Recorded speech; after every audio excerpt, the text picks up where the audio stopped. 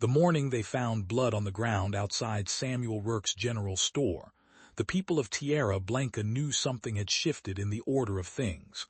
No body, no weapon, just darkened earth and the impression of something dragged toward the back alley. The marshal asked his questions. Rourke gave his answers.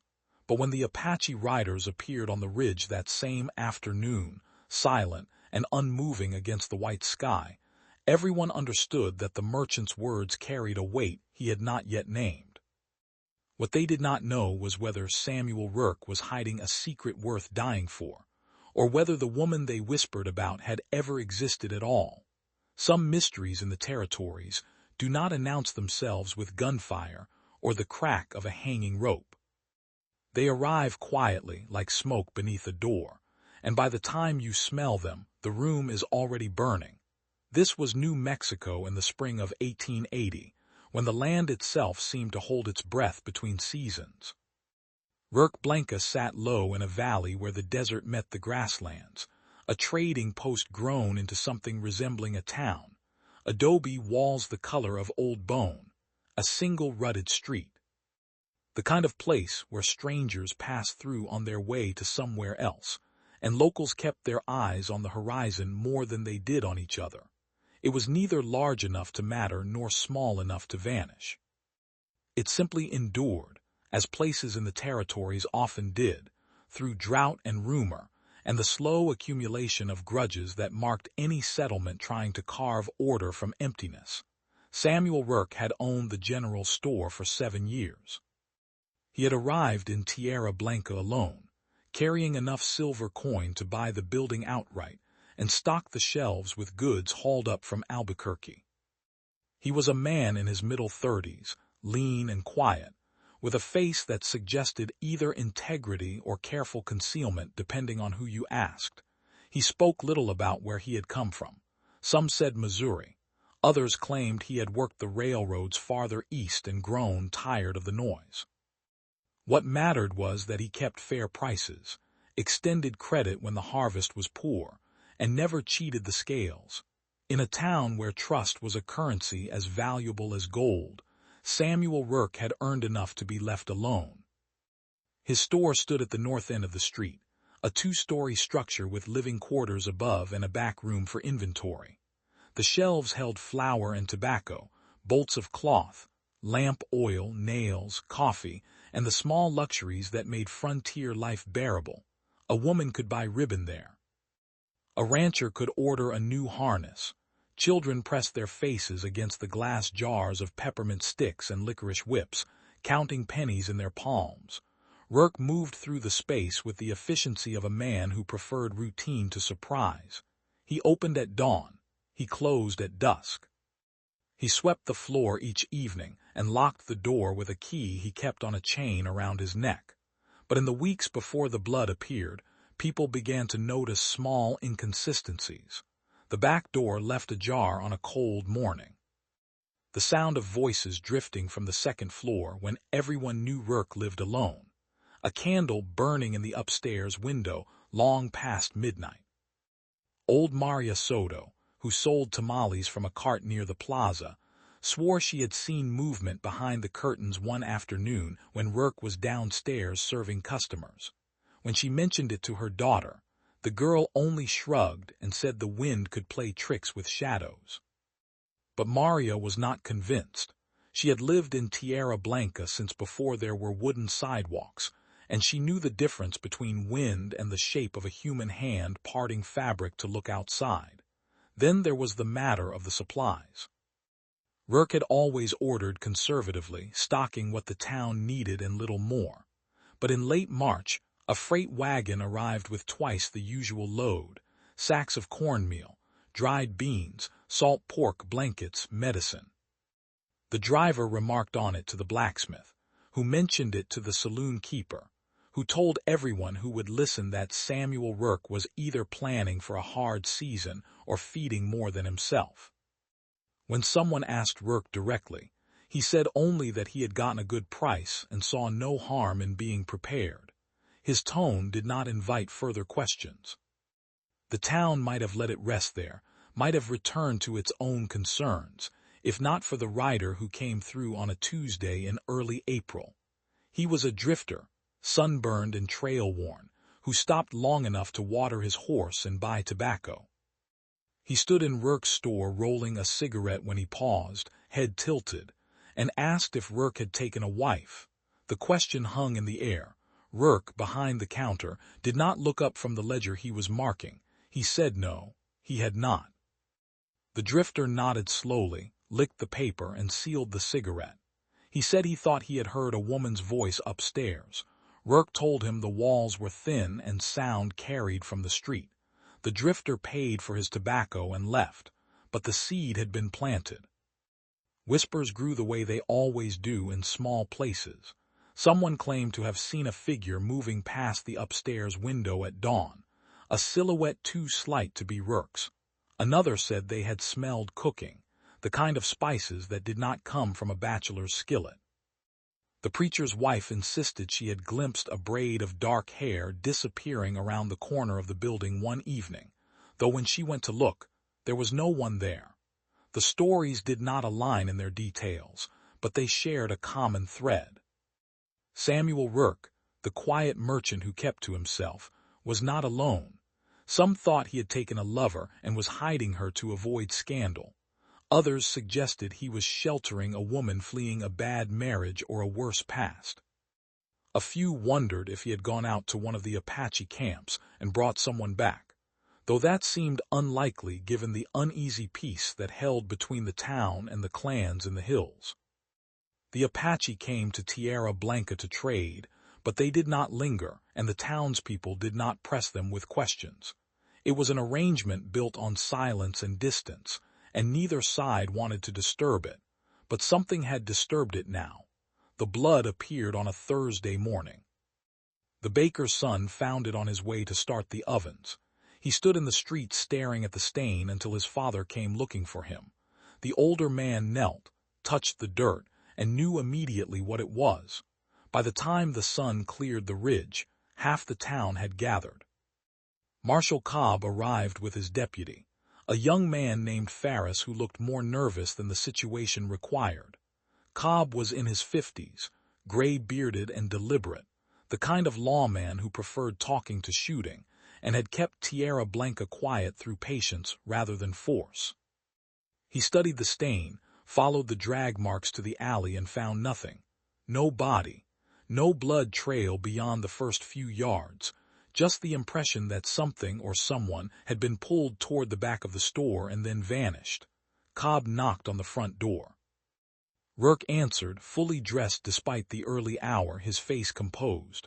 The marshal asked if he had heard anything during the night. Rourke said he had not. Cobb asked if anyone else was in the building.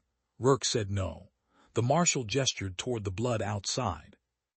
Rourke stepped into the street and looked at it without expression. He said he did not know what had happened, but he had been asleep upstairs and heard nothing unusual. Cobb asked if he could look around. Rourke hesitated just a fraction of a second, then stepped aside and said the marshal was welcome to search. Cobb and Ferris went through the store room by room. They found nothing out of place. The shelves were orderly. The back room was stacked with crates and barrels. Upstairs, Rourke's quarters were spare. A bed, a table, a chair, a small stove, a single plate in the basin, one cup, no sign of another occupant. Ferris opened the wardrobe and found only men's clothing. Cobb checked beneath the bed and behind the stove. Nothing. They came back downstairs and Cobb told Rourke he appreciated his cooperation. Rourke nodded and said he hoped the marshal found whoever was responsible.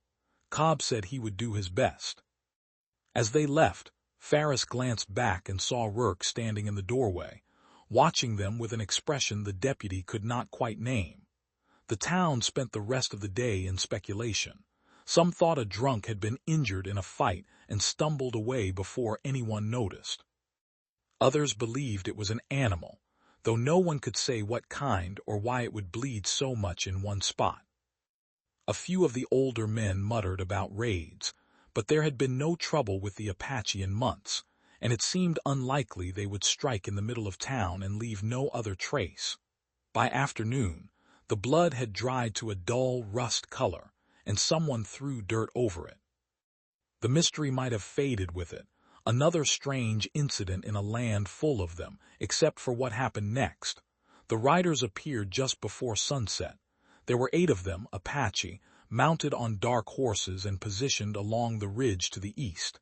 They did not move. They did not call out. They simply sat there, outlined against the sky, watching the town below. People came out of their houses and stores to look. The riders remained motionless. Marshal Cobb stood in the street with his hand resting on his sidearm, though he did not draw it. The silence stretched until it became a presence of its own, heavy and expectant. Then one of the riders moved forward, just a few paces, enough to separate himself from the others. He was older, his hair streaked with gray, his face marked by sun and time. He looked down at the town, and though he was too far away for his expression to be clear, everyone felt the weight of his gaze. It settled on the general store and stayed there. After a long moment, the rider turned his horse and rode back to join the others. Together, they disappeared over the ridge. The town exhaled. People returned indoors, but the unease remained. Cobb walked to the general store and found Rourke standing just inside the door, staring out at the place where the riders had been. The marshal asked if Rourke knew what that had been about. Rourke said he did not. Cobb studied him for a long moment, then said he hoped that was true, because if there was something going on that could bring trouble to Tierra Blanca, he needed to know. Rourke met his eyes and said there was nothing to tell. Cobb did not look convinced, but he left without pressing further. That night, the candle burned again in Rourke's upstairs window. Maria Soto saw it from her house across the way. She watched for an hour, and twice she saw a shadow pass between the candle and the glass. The shadow was not Samuel Rourke's. It was smaller, and it moved with a different rhythm. Maria crossed herself and pulled her own curtains closed, but she did not sleep well. The next morning, a young Apache woman was seen leaving the hills and walking toward town. She moved alone, on foot, carrying nothing. She wore a simple dress of deerskin and her hair hung loose past her shoulders. She did not hurry, but neither did she hesitate. People watched from doorways and windows as she walked down the main street. She did not look at them. She walked directly to the general store and stood outside the door. She did not knock, she simply waited. Inside, Samuel Rourke stood behind the counter, his hands flat on the wood, his face pale. He did not move. The woman outside did not move. The town held its breath. Then from somewhere in the distance came the sound of hoofbeats. The riders were returning. This time there were more of them. They came down from the ridge in a loose line, moving slowly, deliberately, toward the center of Tierra Blanca. They stopped at the edge of the street, horses shifting, leather creaking. The older man from the previous evening sat at the front. His eyes were on the store. His hand rested on the rifle across his saddle. Marshal Cobb stepped into the street alone. He raised one hand, palm out, a gesture of peace. The older rider did not respond. Cobb called out, asking what they wanted. The rider did not answer. Instead, he looked past the marshal to the woman standing outside Rourke's door. She turned her head and met his gaze. Something passed between them, a communication without words. Then she looked back at the door of the general store. Inside, Rourke closed his eyes. When he opened them again, he walked to the door and unlocked it. He stepped outside into the morning light. The woman looked up at him. She was young, no more than 20, with dark eyes that held both fear and resolve. She said something in a language Rourke did not speak, but he seemed to understand. He shook his head slowly. She spoke again, more urgently. He looked past her to the riders, then back to her face. He said something too quiet for anyone else to hear. The woman reached out and touched his arm just once, then turned and walked toward the riders. But before she reached them, the older man raised his hand. The woman stopped. The rider spoke, his voice carrying across the distance, words in Apache that no one in the town understood. The woman replied. A brief exchange, tense and clipped. Then the rider looked at Rourke again and said something else. This time he spoke in accented but clear English. He asked where she was. Rourke did not answer. The rider repeated the question. The silence that followed was absolute. Even the wind seemed to stop. Rourke stood in front of his store, a merchant in a dusty town, facing a line of armed men who believed he had taken something that belonged to them. The young woman turned back toward him, her expression unreadable. The town watched from behind glass and wood, holding its collective breath. Marshal Cobb stepped forward, trying to insert himself between Rourke and the riders, but the older man ignored him. His attention was fixed entirely on the merchant. He asked the question a third time, and this time his hand tightened on the rifle. Rourke opened his mouth to speak, and from somewhere inside the store, behind him, came the sound of a door closing softly. Everyone heard it. The riders stiffened. The young woman's eyes widened. Rourke's face went blank. Cobb turned to look at the store, then back at Rourke, realization dawning. The older rider urged his horse forward just a few steps, enough to make his intent clear. He said something in Apache, low and firm. Rourke turned slowly, as if the motion itself might undo what everyone had already heard. The riders did not move. The young Apache woman stood frozen between the merchant and her people, her hands clasped together at her waist. Marshal Cobb took another step forward, calculating distances, weighing options that all seemed to end in the same place. Then the door of the general store opened from within, and a figure emerged into the morning light. She was Apache, perhaps 18, with eyes that held the exhaustion of someone who had not slept in days. She wore a simple cotton dress, too large for her frame, clearly borrowed. Her hair was unbound, and her feet were wrapped in cloth instead of proper shoes. She moved carefully, as though injured or ill, though she carried herself with a dignity that made the crowd instinctively step back. She did not look at the townspeople. She looked only at the riders, and then at the young woman who had come seeking her. The older rider spoke her name. It was not a question. It was recognition and relief, and something else beneath it, anger, perhaps, or sorrow.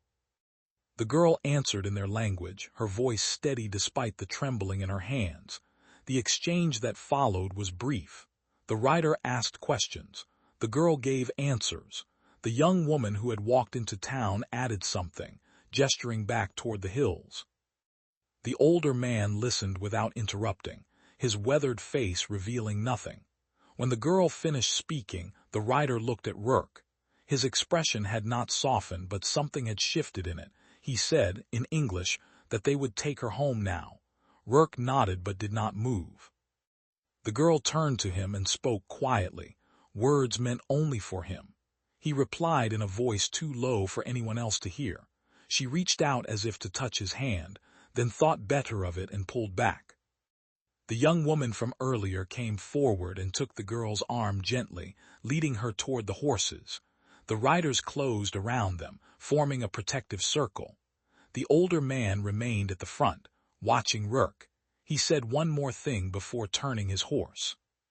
He said that Rourke had kept her safe when others would not have, and for that, his life would not be taken today. But if he spoke of this to anyone beyond the town, if he brought soldiers or agents or anyone seeking to interfere, that protection would end. Rourke said he understood. The rider studied him a moment longer, then wheeled his horse and led the group back toward the ridge. The town watched them disappear into the distance. Only when they were completely gone did people begin to speak again, and even then, it was in hushed voices. Cobb turned to Rourke and asked how long she had been in his store. Rourke said 3 weeks. The marshal asked where she had come from. Rourke said she had appeared at his back door one night, injured and afraid, and he had done what he thought was right. Cobb asked why Rourke had not come to him. Rourke met his eyes and said he did not think the law would have protected her. That last statement hung in the air because it was true, and everyone knew it. The territories in 1880 were a patchwork of jurisdictions and policies, and the treatment of Apache people depended largely on who held power in any given moment. Some were confined to reservations under conditions that amounted to imprisonment. Others moved freely through traditional lands, bound by treaties that shifted with every change in government. A young woman fleeing something unnamed could expect little help from official channels, and Rourke had understood that immediately. But his silence had consequences. Over the days that followed, the town began to fracture along invisible lines. Some believed Rourke had acted with compassion and courage, sheltering someone in need despite the risk. Others thought he had been reckless, bringing danger to Tierra Blanca for the sake of a stranger. A few whispered that there had been something improper in the arrangement, though no evidence supported such talk. Maria Soto, who had seen the shadow in the window, told anyone who would listen that Rourke had done what any decent person would do. The preacher, from his pulpit that Sunday, spoke about the parable of the Good Samaritan, though he did not mention Rourke by name. The real division came from fear. The appearance of the riders had reminded everyone how fragile their position was. Tierra Blanca existed because both the settlers and the Apache allowed it to exist. That balance required careful negotiation and mutual respect, and Rourke's actions had tested it in ways no one fully understood. What if the riders had not been satisfied? What if they had decided the town itself was complicit? The questions bred resentment, and resentment bred distance. Rourke's business suffered. Some families stopped shopping at the general store, traveling instead to the smaller trading post on the south edge of town or waiting for the monthly supply wagon. They did not announce their reasons, but their absence spoke clearly enough. Rourke continued his routine, opening at dawn and closing at dusk, but the store felt emptier. Conversation stopped when he entered the saloon. People crossed the street to avoid passing him directly. He bore it all in silence, neither defending himself nor seeking sympathy. Marshal Cobb tried to keep the peace, but even he felt the strain. His authority rested on his ability to maintain order, and Rourke's actions had introduced an element of chaos that could not be easily contained. He asked Rourke to consider leaving, at least for a while, until tempers cooled. Rourke refused. He said he had done nothing wrong and would not be driven from his home by gossip. Cobb did not press the matter, but he assigned Ferris to keep watch on the store, ostensibly for Rourke's protection, but also to monitor any further unusual activity. Weeks passed. The immediate tension eased as no further incidents occurred. The Apache riders did not return. Trade resumed its normal patterns, but the story did not fade. It embedded itself in the town's memory, becoming part of the shared history that defined Tierra Blanca. People spoke about it in low voices, adding details that may or may not have been true. Some said the girl had been fleeing an arranged marriage. Others claimed she had witnessed something she was not supposed to see and had run to avoid being silenced. A few insisted she had been injured by settlers and sought refuge with the only white man she thought might help. The truth remained known only to Rourke, and he never spoke of it. When asked directly, he would say only that she had needed help and he had provided it. Pressed for details, he would change the subject or walk away. His refusal to elaborate became part of the legend. The mystery of who she was and what had happened to her grew in the absence of facts. Summer arrived, then fall. The cottonwoods along the river turned gold and shed their leaves. The first snow dusted the ridge where the riders had appeared. Tierra Blanca endured through the seasons, as it always did, but something in its character had shifted. It had become a town that held a secret, and everyone who lived there carried a piece of it. Rourke's isolation deepened. He aged in ways that had nothing to do with time, his face growing harder, his words fewer. He still ran the store with the same efficiency, still kept fair prices, still extended credit when needed. But the warmth that had once marked his interactions vanished. He became a figure of quiet endurance, neither fully accepted nor entirely cast out. In the winter of 1881, a journalist passing through heard the story and tried to interview Rourke for a piece he was writing about frontier justice. Rourke refused to speak with him. The journalist interviewed others instead, collecting versions of events that contradicted each other in almost every detail. The article, when it was published in a newspaper back east, painted Rourke as either a hero or a fool, depending on which paragraph you read. Copies eventually made their way back to Tierra Blanca, where they were read with a mixture of pride and embarrassment. The attention brought new visitors. Some came seeking Rourke, hoping to hear the story from him directly. Others came looking for the Apache girl, as if she might still be hiding somewhere in town. All left disappointed. Rourke would not cooperate, and the girl had vanished as completely as if she had never existed. Marshal Cobb received inquiries from territorial officials who wanted to know if laws had been broken. He wrote careful responses that acknowledged the incident, but emphasized that no charges were warranted. The Apache girl had not been a fugitive in any legal sense. No one had reported her missing.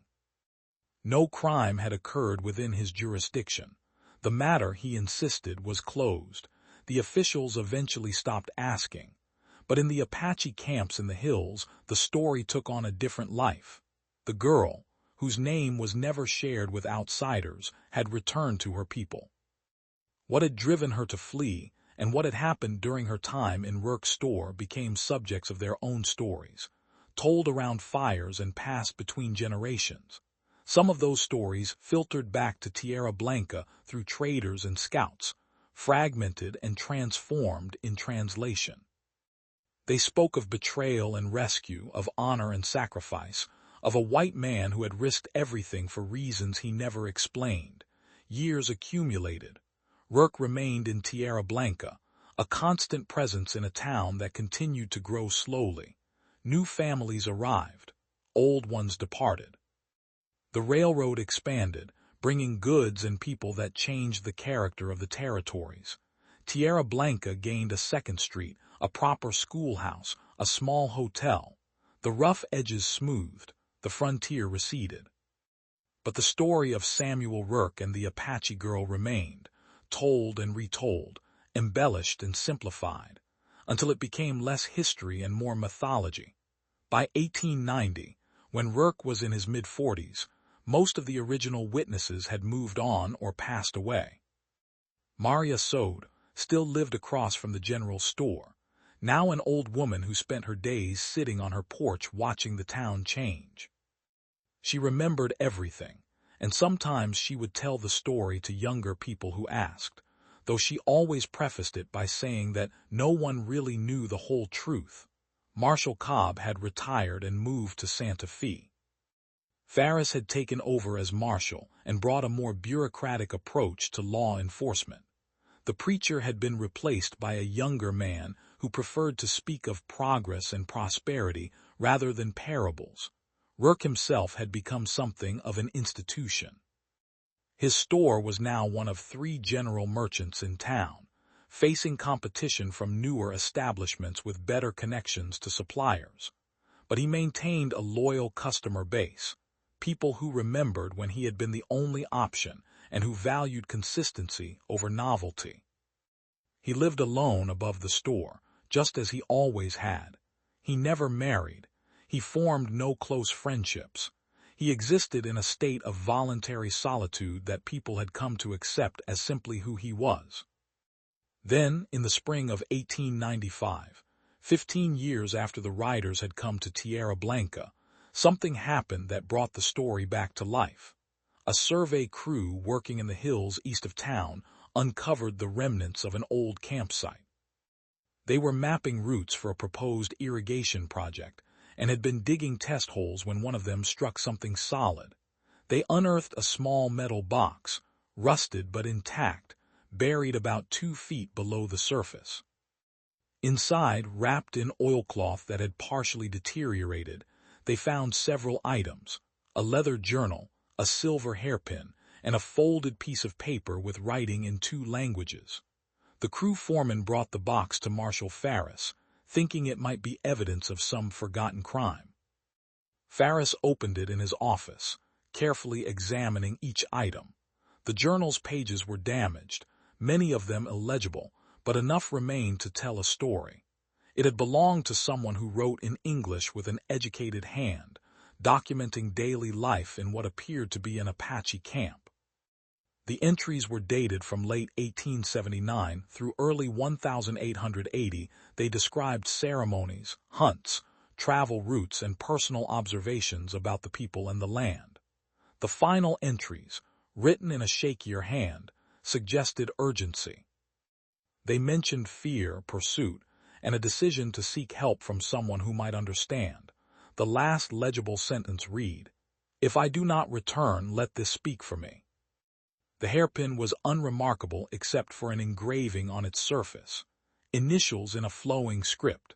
The folded paper contained a letter written in Spanish on one side and Apache symbols on the other. The Spanish portion was a message of gratitude, thanking an unnamed person for shelter and safety. It promised that the debt would not be forgotten. Ferris did not know what to make of it. He showed the items to several older residents, asking if anyone recognized them or understood their significance. Maria Soto saw the hairpin and inhaled sharply. She said she had seen one like it once, years ago, though she could not remember where. Another woman thought the handwriting in the journal looked familiar but could not place it. Eventually, someone suggested showing the items to Rourke. Ferris was reluctant, knowing the merchant's preference for privacy, but he felt obligated to follow every lead. He walked to the general store one afternoon and found Rourke inventorying supplies in the back room.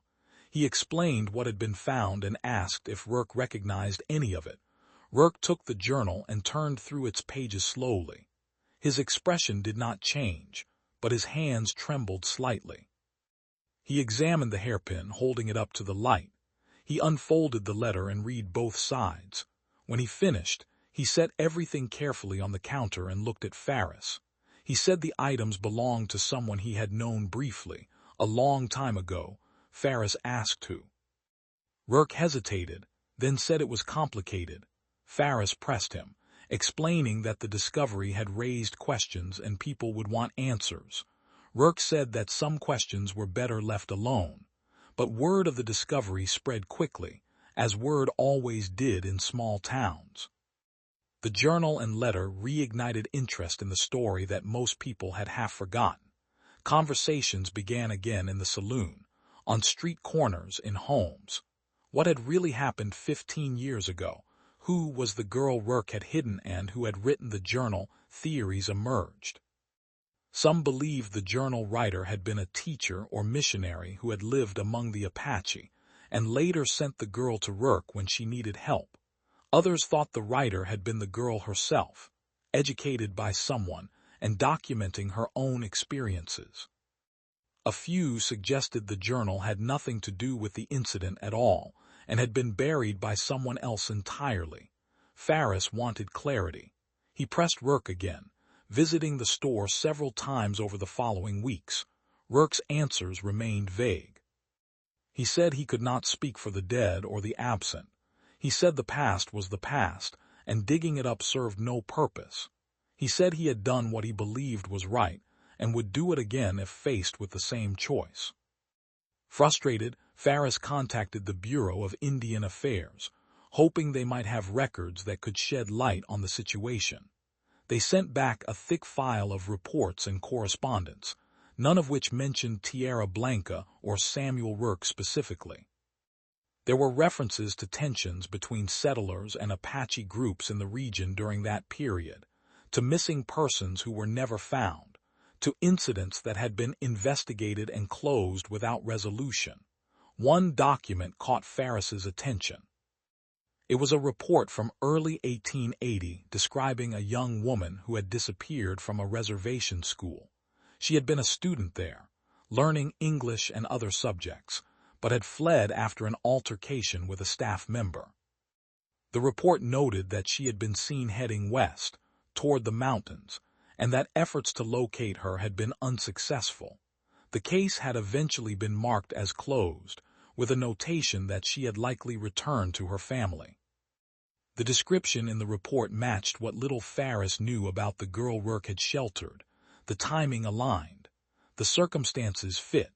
But there was no definitive proof, and the report did not mention Rourke or Tierra Blanca.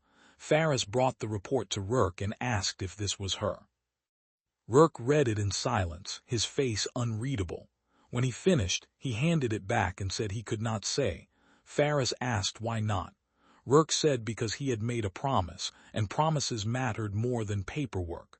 The marshal left frustrated but also, reluctantly, respectful. He filed his own report, documenting the discovery of the box, and noting that the items appeared to be connected to an incident from 1880 involving Samuel Rourke and an unidentified Apache woman. He concluded that no further investigation was warranted, as no crime had been committed and all parties were either deceased or unwilling to cooperate. But the story did not end there. The discovery of the buried box had opened something in Tierra Blanca's collective memory. People who had been children in 1880 were now adults with children of their own, and they told the story to the next generation. The journal, hairpin, and letter were placed in the marshal's office for safekeeping, and occasionally someone would ask to see them, holding the fragile pages as if they contained secrets that might still be deciphered. Rourke continued his quiet life, but something had changed in him after seeing those items. He seemed older, more withdrawn. He began closing the store earlier, spending his evenings alone upstairs. Maria Soto, watching from across the street, sometimes saw his light burning late into the night, and she wondered what he thought about in that solitude. In the fall of 1895, Rourke did something unexpected. He placed an advertisement in several regional newspapers, offering a reward for information about a woman who had lived among the Apache in the late 1870s and early 1880s. He described her only in the most general terms: young, educated, kind. He did not explain why he was seeking information. He did not mention Tierra Blanca or the incident. He simply offered money and asked that anyone with knowledge contact him. The advertisement brought responses, dozens of them, from across the territories and beyond. Most were clearly false, people seeking the reward without any real information. But a few stood out. One letter came from an elderly Apache man who said he had known a woman matching the description, that she had taught children in his camp for several years and had been respected by everyone. She had disappeared one winter, he wrote, and they had never learned what became of her. Another letter came from a former schoolteacher in Arizona who said she had corresponded with a woman working among the Apache in the late 1870s. They had exchanged letters about education methods and shared readings. The correspondence had stopped abruptly in early 1880. The teacher had assumed her counterpart had simply moved on to another assignment. Rourke read every letter carefully. He responded to some, asking follow-up questions. He ignored others. Whatever he was seeking, he did not find it, or if he did, he kept it to himself. The search eventually quieted, and Tierra Blanca returned to its routines. But the buried box had accomplished something. It had proven that the story was real, that something significant had happened, that the girl Rourke had sheltered had been part of something larger. The journal, however fragmentary, was evidence of a life lived and documented. The letter was proof of gratitude and connection. The hairpin was a tangible object that someone had owned and valued enough to bury for safekeeping. These things mattered. They transformed gossip into history. They gave weight to a story that might otherwise have dissolved into myth. And they ensured that, whatever the full truth was, Samuel Rourke would be remembered not just as a merchant in a small town, but as a man who had stood at a crossroads and chosen compassion over safety, silence over explanation, and mystery over resolution. /N The winter of 1896 arrived early, bringing snow that settled on Tierra Blanca like a held breath. Samuel Rourke was 46 years old that season, and though his body remained strong from years of hauling crates and stacking shelves, something in him had begun to yield. The townspeople noticed it in small ways. The way he paused sometimes in the middle of a transaction, staring at nothing. The way he locked the store at dusk and climbed the stairs as if each step required consideration. Maria Soto, who had watched him longer than anyone, told her daughter that Rourke carried the look of a man preparing for a long journey. She was not wrong. In January, a letter arrived addressed to Marshal Farris. It bore no return address, only a postmark from a town in Arizona Territory. Inside was a single sheet of paper written in a careful, measured hand. The letter explained that its author had read the newspaper advertisements Rourke had placed months earlier and had waited to respond until certain that the inquiry was genuine. The writer claimed to have information about the woman Rourke sought, but would only share it in person and only with Rourke himself. The letter provided a date and location for a meeting 3 weeks hence at a trading post near the Gila River. Farris brought the letter to Rourke that same afternoon. The merchant read it twice, his lips moving silently over the words. When he finished, he folded it carefully and placed it in his shirt pocket. He told Farris he would make the journey. The marshal asked if he wanted company. Rourke said no, this was something he needed to do alone. Farris did not argue, though he cautioned Rourke that the letter could be a deception, someone seeking the reward money or worse. Rourke thanked him for the concern and said he understood the risks. He spent the next 2 weeks preparing. He arranged for another merchant to manage the store during his absence. He settled outstanding accounts and paid his debts. He wrote letters to several people in town, sealing them and leaving instructions that they be delivered only if he did not return. Maria Soto received one of these letters. She held it in her weathered hands and told Rourke she would pray for his safe journey. He thanked her and said that prayer was never wasted. On the morning of his departure, a cold Sunday with clouds pressing low against the hills, Rourke loaded a wagon with supplies and hitched a pair of horses. A small crowd gathered to see him off, though no one quite knew what to say. The new preacher offered a blessing. Farris shook his hand and told him to be careful. A few of the older residents, people who remembered the incident 16 years earlier, nodded with something like respect. Rourke acknowledged them all with quiet courtesy, then climbed onto the wagon seat and guided the horses south out of town. The journey took him through country that changed with each mile. Grasslands gave way to desert, then to broken terrain where red rock formations rose like ancient sentinels. He traveled alone, camping at night beside small fires, watching stars wheel overhead in their eternal patterns. He thought about the girl he had sheltered, whose real name he had never learned. He thought about the riders who had come for her, and the promise he had made to keep silent. He thought about the buried box and what it meant that someone had cared enough to preserve those fragments. The trading post sat at a crossroads where 2 wagon routes intersected, a low adobe structure with a corral and a well. Rourke arrived on the appointed day, in the late afternoon when the light turned everything gold.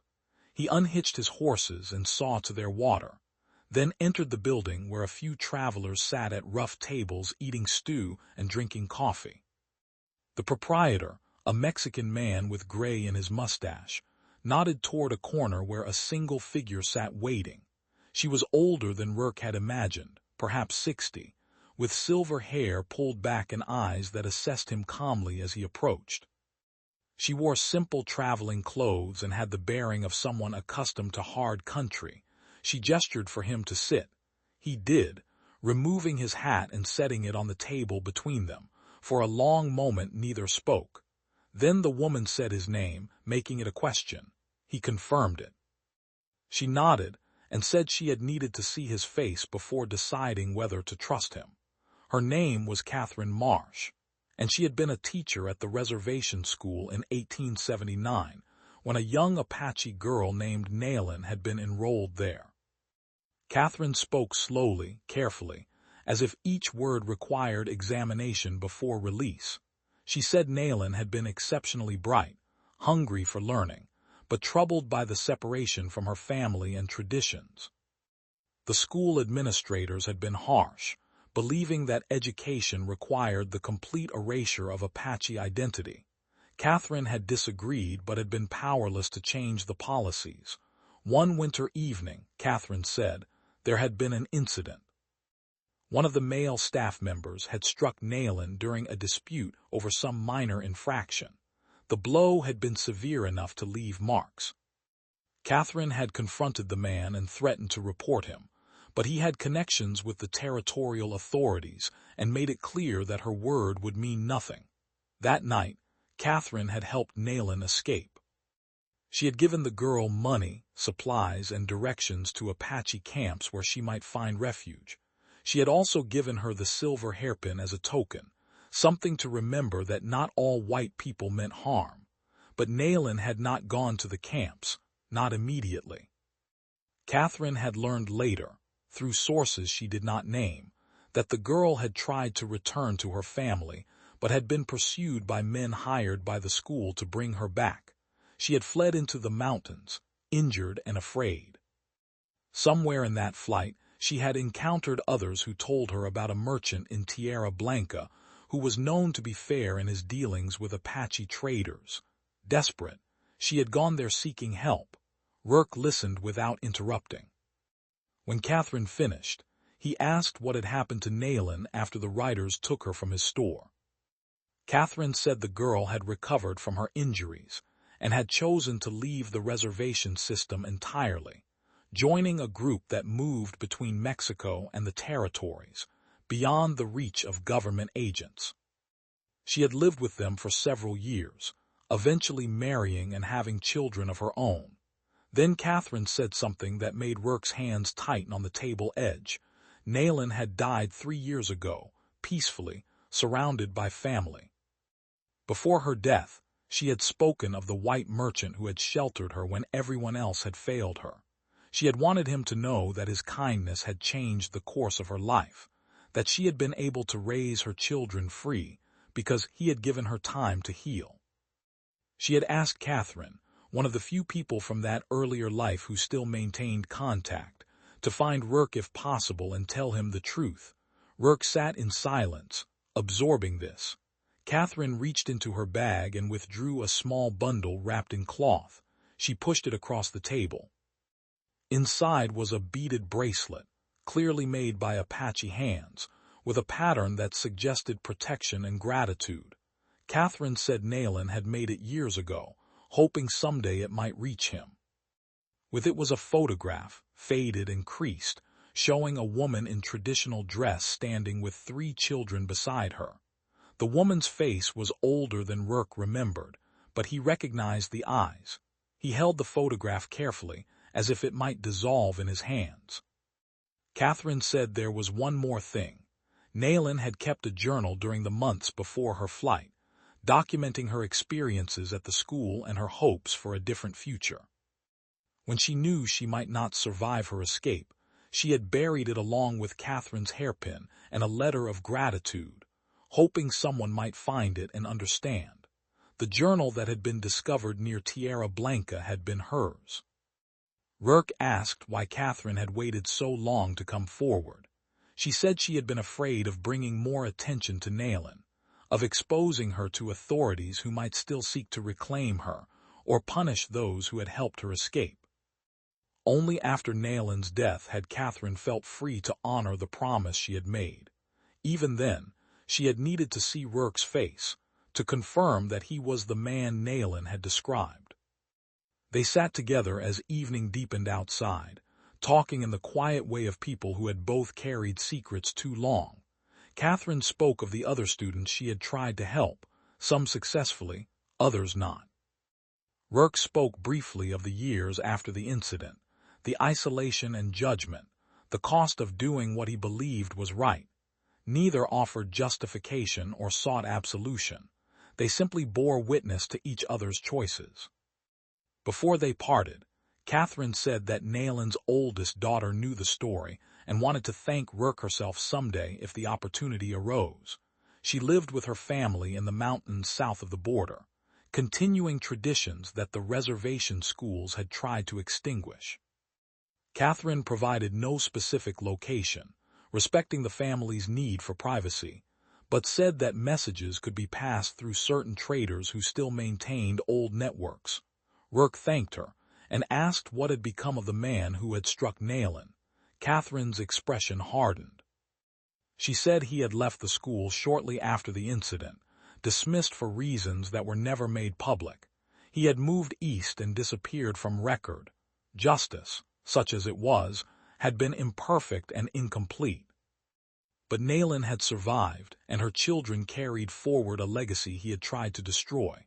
That, Catherine said, was its own form of victory. They parted the next morning. Catherine continued west toward California, where she had family. Rourke turned his wagon north, back toward Tierra Blanca.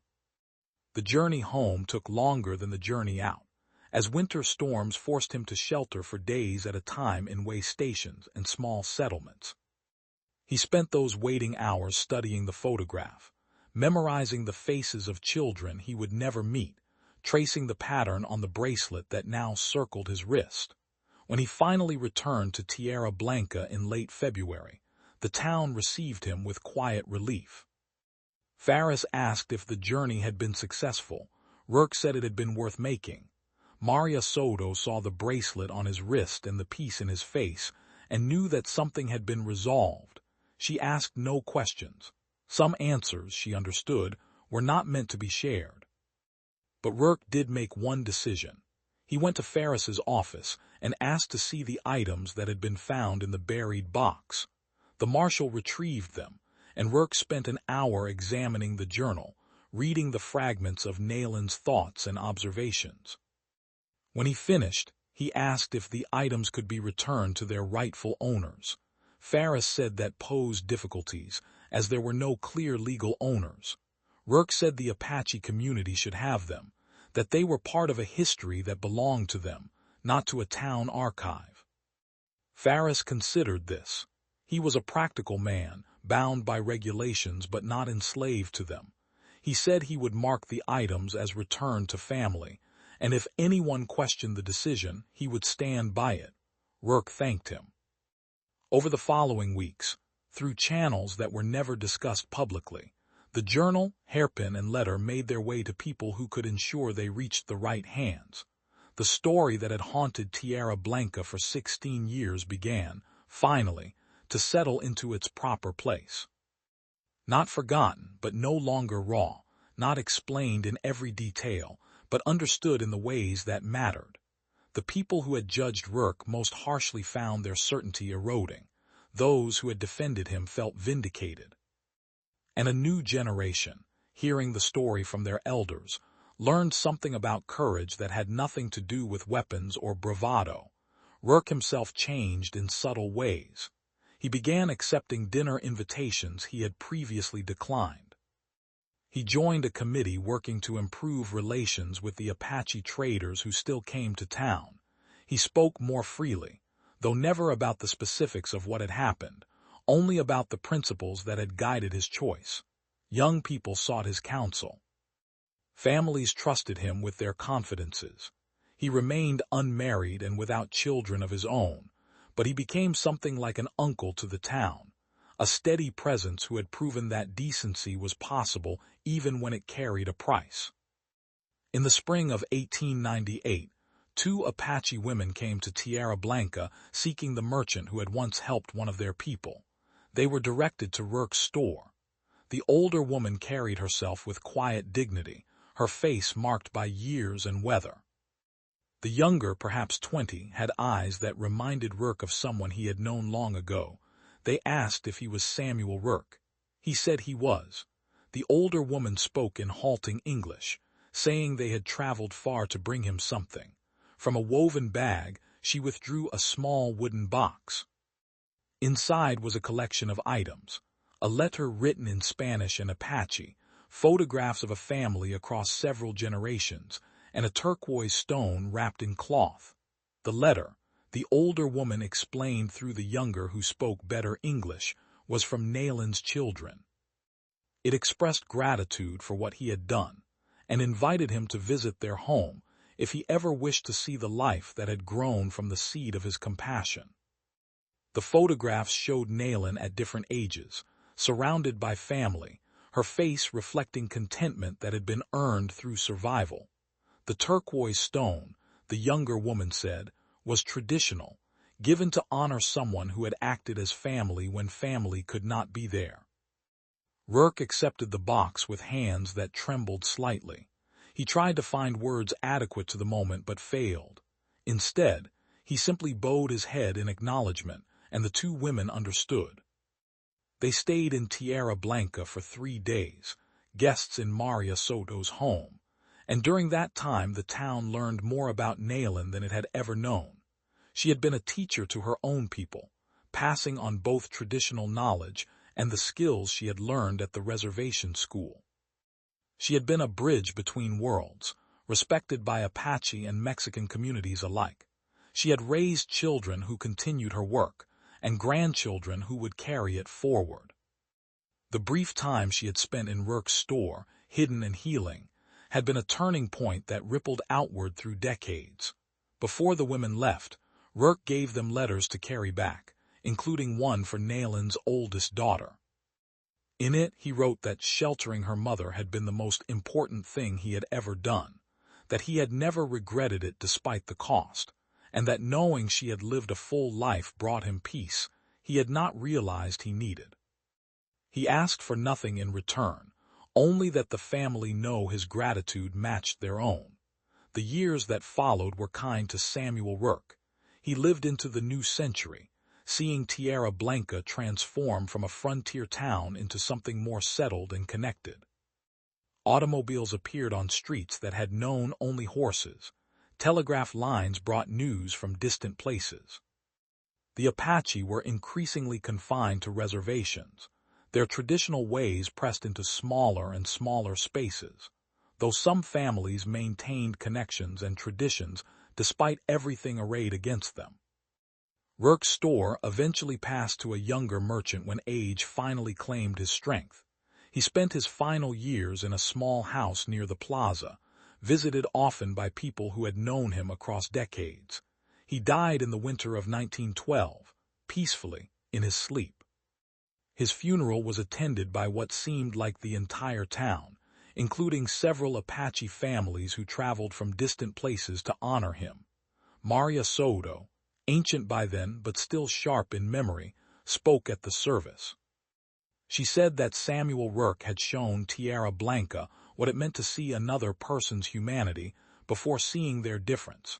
He had risked safety for principle, endured judgment for conscience, and lived with grace through consequences that would have broken lesser men. His legacy, she said, was not the store he had run or the goods he had sold, but the proof that kindness was not weakness, that silence could be stronger than speech, and that one person's choice could change lives they would never fully see.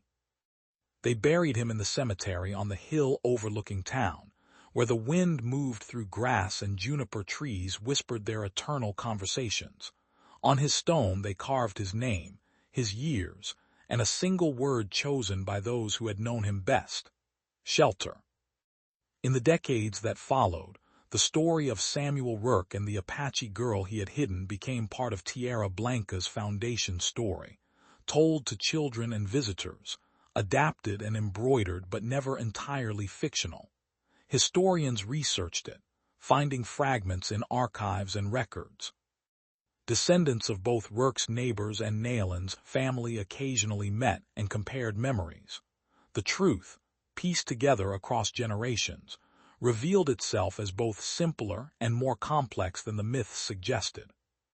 What endured was this: that courage sometimes looked like an open door in darkness, that justice did not always arrive through law, and that the measure of a life could be found in moments when everything was risked for someone who had no claim except their humanity.